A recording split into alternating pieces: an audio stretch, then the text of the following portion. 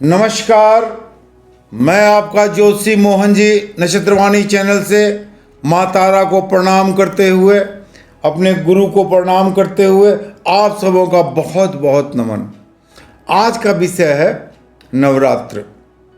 नवरात्र की किस्से कहानी तो आपको प्राय मालूम ही होंगे।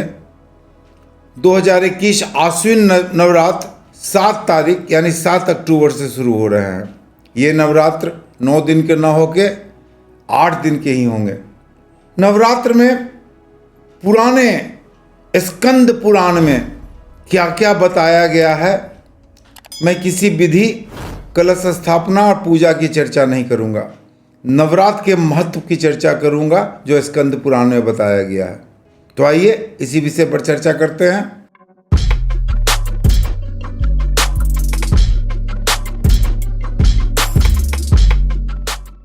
स्कंद पुराण में बताया गया है कि जब माता सीता का रावण ने अपहरण कर लिया तो राम जी काफी व्याकुल थे।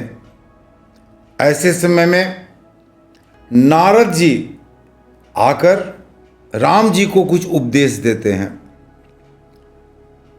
और नारद जी प्रभु राम से कहते हैं कि आप आश्विन मास के प्रतिपदा तिथि का जो नवरात्र शुरू होते हैं उस नवरात्र को कर कर आप अपनी शक्ति को एकत्र कर सकते हैं। नारद जी प्रभु राम से कहते हैं कि शक्ति एकत्र करने के लिए आपको आश्विन नवरात्र करना बहुत ही जरूरी है, जिसमें उपवास, जप, होम विधान से किया जाए। पूरे विधान से अगर आप करते हैं, देवी की आराधना करते हैं, जप, होम और पवित्र बलि आप देकर आप अपनी शक्ति में बहुत ज़्यादा बढ़ोतरी कर सकते हैं। यानी कि जो व्यक्ति आश्विन नवरात्र पूरे विधान से, विधि विधान से जप, होम और उपवास करके, बलि देकर और दशांश हवन करके जो व्यक्ति इस नवरात्र को करेगा वो काफ़ी शक्तिशाली हो जाएगा। और ऐसा करने से आप अवश्य ही रावण पर विजय प्राप्त कर सकते हैं। अम्मा सीता को आप वापस ला सकते हैं। पूर्व काल में भगवान विष्णु, शिव, ब्रह्मा तथा स्वर्गलोक में स्वयं इंद्र भी आश्विन नवरात्र को किया करते हैं और किया करते थे। अतः हे प्रभु राम, आप इस नवरात्र को अवश्य करें, जिसे करने के लिए हर देवता, हर मनुष्य ललायित रहता है और पूरे विधि विधान से करने पर हर मनुष्य को तथा आपको भी पूर्ण शक्ति प्रदान हो सकती है। जो व्यक्ति बहुत ज़्यादा कष्ट में पड़े हुए हैं, विपत्ति चारों तरफ से उन्हें घेरे हुए है, ऐसे में धन धान की कमी है, पारिवारिक कष्ट हो रहा है, पारिवारिक कलह हो रहा है, भाइयों से झंझट लड़ाई हो रहा है, तो आप इस नवरात्र में पूर्ण रूप से संकल्प लेते हुए, अपने विघ्न का नाश करने का संकल्प लेते हुए, अपने घर में कलह का संकल्प लेते हुए, हर तरह का विघ्नों का नाश करने का संकल्प लेते हुए आप आश्विन नवरात्र अगर करते हैं, चाहे कोई भी मनुष्य करता है, तो उसे अपार सफलता मिलती है, उसे अपार शक्ति मिलती है, हर तरह का विघ्न का नाश होता है, केस मुकदमे में उसे विजयी प्राप्त होती है।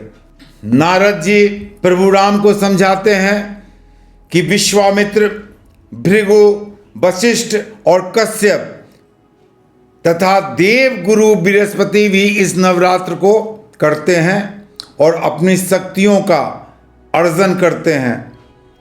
पूरे साल जो शक्ति उन्हें ह्रास होती है, जो शक्ति उनका ह्रास होता है, जो शक्ति की कमी होती है, आश्विन नवरात्र करके विश्वामित्र, भृगु, वशिष्ठ, कश्यप और स्वयं बृहस्पति देव भी इस नवरात्र को करके अपनी शक्ति में बढ़ोतरी करते हैं।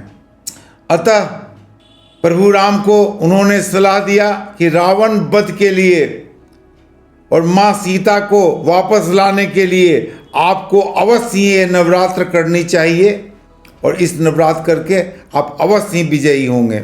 इंद्र ने वृत्रासुर और शिव ने त्रिपुर दैत्य के वध के लिए ये सर्वश्रेष्ठ पर्व किया था और इस पर्व को करने के बाद इंद्र ने वृत्रासुर और शिव ने त्रिपुर दैत्य का नाश किया। तो हे प्रभु राम, आपको भी ये व्रत करनी चाहिए तथा सभी मनुष्यों को ये व्रत करना अनिवार्य है। इसी प्रकार नारद जी कहते हैं कि विष्णु जी ने भी मधु दैत्य के नाश के लिए सुमेर पर्वत पर इस व्रत को किया। अतः प्रभु राम से पुनः वो कहते हैं कि सुमेर पर्वत पर आप इस व्रत को करके अपनी पूर्ण शक्ति को अर्जित कीजिए और रावण का वध करना आप ही के हाथ से लिखा हुआ है। आप रावण का वध करें। देवी दुर्गा सनातनी आद्या शक्ति हैं और सभी मनोरथ को पूरी करते हैं। देवी आद्या सभी देवताओं तथा सभी मनुष्यों का कल्याणकारी देवी हैं। सभी मनुष्य और सभी देवताओं का कल्याण करती हैं। इनका कल्याण, इनका दया और इनका क्रोध तीनों अपरंपार है। जो व्यक्ति इनका आराधना करेगा, पूर्ण रूप से इनके मंत्रों का जाप करेगा, उसे इस संसार में किसी प्रकार का तकलीफ नहीं होंगे। इनकी आराधना के बिना समस्त जीव शक्तिहीन हैं। इनकी आराधना अत्यंत जरूरी है समस्त मनुष्य तथा देवताओं के लिए। तो हे राम, आप सुमेर पर्वत पर जाकर आश्विन नवरात्र को पूर्ण करें तथा उसके बाद रावण से युद्ध छेड़ें और रावण का वध करें और माता सीता को वापस लाएं। इस आलेख के बाद भगवान प्रभु राम सुमेर पर्वत पर आद्या शक्ति की मूर्ति बैठाकर, मूर्ति का निर्माण कर पूरे पवित्र भावना से पूरे जप, तप, तर्पण और दशांश हवन तथा बलि देकर पूर्ण शक्तिशाली हुई। अष्टमी की रात को माँ आद्या शक्ति, माँ दुर्गा शेर की सवारी पर चढ़कर आई और प्रभु राम के सामने उन्होंने कहा, देवी ने प्रभु राम को पूर्ण आशीर्वाद दिया कि मैं आपके पूजन से पूर्ण रूप से खुश हूँ और आपको आशीर्वाद देती हूँ कि आपको हर जगह विजय मिले और हर कुरीतियों का आप नाश करें तथा रावण वध करें। प्रभु राम बहुत ज़्यादा इस नवरात्र करने के बाद अपने में इन शक्ति को महसूस किया और रावण से वध करने की तैयारी कर ली है। शास्त्र में ये भी कहा गया है कि जो व्यक्ति बीमार हैं, जो व्यक्ति इस नवरात्र को नहीं कर पाते हैं, कलश की स्थापना नहीं कर पाते हैं, तो कम से कम वो व्यक्ति कवच, अर्गला और कीलकम तथा सिद्ध कुंजिका का पाठ करके भी इस नवरात्र को पूरी कर सकते हैं। गुप्त सप्तशती का पाठ करना आश्विन नवरात्र में भी पूर्ण दुर्गा सप्तशती के पाठ करने के बराबर होता है। जो व्यक्ति पूर्ण लाचार हैं, किसी भी तरह का कोई भी पाठ करने से लाचार हैं, संस्कृत पढ़ने से बिल्कुल लाचार हैं, वो केवल एक मंत्रों का जाप करें। अगर वो एक मंत्रों का जाप करते हैं तो उनकी सारी परेशानियां दूर होगी, विपत्ति का नाश होगा। वो मंत्र है दुंग दुर्गे दुर्गे रक्षिणी स्वाहा, दुंग दुर्गे दुर्गे रक्षिणी स्वाहा, दुंग दुर्गे दुर्गे रक्षिणी स्वाहा। प्रतिदिन यानी पहली पूजा से लेकर 9वीं पूजा तक इस मंत्र का 11 माला जाप करें तथा अष्टमी की रात में विशेष करके या देवी सर्वभूतेषु शक्ति रूपेण संस्थिता नमस्तस्यै नमस्तस्यै नमस्तस्यै नमो नमः, या देवी सर्वभूतेषु शक्ति रूपेण संस्थिता नमस्तस्यै नमस्तस्यै नमस्तस्यै नमो नमः। अष्टमी की रात में इस मंत्र का जाप आप 108 माला करें तथा इसी मंत्र से निशा पूजा में आप हवन करें तो आपको पूर्ण नवरात्र का फल प्रदान हो जाएगा। अगर शत्रु आपको बहुत ज़्यादा परेशान कर रहे हैं, शत्रु से आप बहुत ज़्यादा परेशान हैं, तो दुर्गा सप्तशती के इस मंत्र का आप जाप करें। पूरे 9 दिन आपको काफ़ी राहत मिलेगी। वो मंत्र है विदेही दुष्टानाम विदेही बलमुच्चिकै रूपम देही जयम देही यशो देही दिशो जयी, विदेही दुष्टानाम विदेही बलमुच्चिकै रूपम देही जयम देही यशो देही दिशो जयी। इस मंत्र का जाप आप प्रतिदिन 11 माला करें और 11 माला करने के बाद इसी मंत्र से दशांश हवन करें। अगर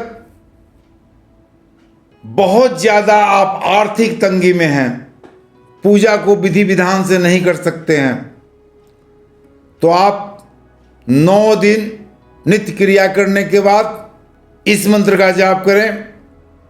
या देवी सर्वभूतेषु लक्ष्मी रूपेण संस्थिता नमस्तस्यै नमस्तस्यै नमस्तस्यै नमो नमः, या देवी सर्वभूतेषु लक्ष्मी रूपेण संस्थिता नमस्तस्यै नमस्तस्यै नमस्तस्यै नमो नमः। ये दुर्गा सप्तशती के मंत्र हैं।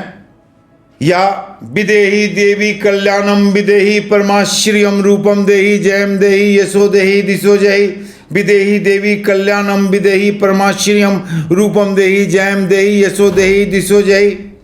आप इस मंत्र का भी जाप कर सकते हैं। प्रतिदिन आप कम से कम 11 माला का जाप करें और अष्टमी की रात में इससे हवन करें, 9वीं को इस मंत्रों से हवन करें। आपको पूर्ण दुर्गा सप्तशती पढ़ने का फल मिलेगा। तो आज मैं स्कंद पुराण से कुछ रोचक विषय लेकर आपके सामने नवरात्र में हाजिर हुआ हूँ। बहुत सारे किस्से कहानियाँ दुर्गा सप्तशती के कलश स्थापना करना, नवरात्र में कलश स्थापना करने का विधि विधान बहुत सारे जगह मौजूद हैं, लेकिन ये रोचक विषय मैं आपके लिए लाया था और कुछ मंत्रों का जाप मैंने आपको बताया। इन मंत्रों का जाप आप करें, आपको अपार सफलता मिलेगी और पूर्ण नवरात्रा करने का फल मिलेगा। अगर गुप्त सप्तशती आपके पास अवेलेबल ना हो, गुप्त सप्तशती आपको बाजार में नहीं मिलता हो, तो हमें आप लिखें, मेरे व्हाट्सएप पर आप दें, मैं अपने व्हाट्सएप पर गुप्त सप्तशती का PDF फाइल आपको भेज दूंगा। गुप्त सप्तशती का जाप करना भी बहुत ही ज़्यादा श्रेष्ठ है। आज का विषय इतना ही, फिर मिलेंगे। आप मेरे चैनल नक्षत्रवाणी को लाइक करें, सब्सक्राइब करें, शेयर करें। नमस्कार।